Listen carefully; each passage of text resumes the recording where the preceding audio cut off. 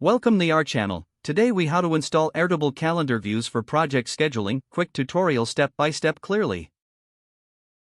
To begin, open your Airtable base where your project data is stored. Navigate to the section where you want to create your calendar view. Click on the Views drop-down menu located on the left side of your screen. Select the Create a View option.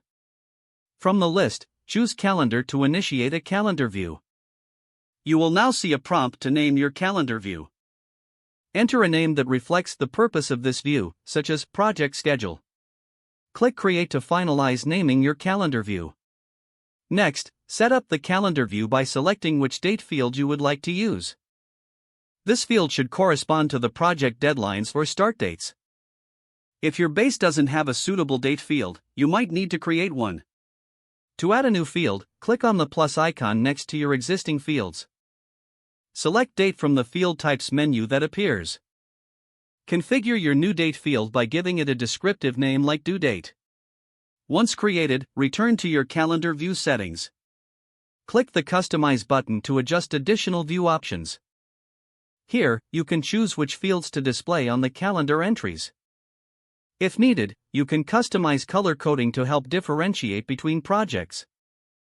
Use the color setting to assign different colors based on specific criteria or statuses. After making your desired adjustments, preview your calendar to ensure everything looks correct. Once satisfied, you can start adding new project entries directly into the calendar. Click on a date to create a new record, filling in all relevant project details. Finally, regularly update your calendar view as projects progress or deadlines change. You now have a functional Airtable calendar view for effective project scheduling. If the page does not load, refresh the browser or try again in a private or incognito window. Make sure you are using the correct email address, then retype it carefully to avoid small typos. If your password is not accepted, use the reset option and create a new strong password you can remember.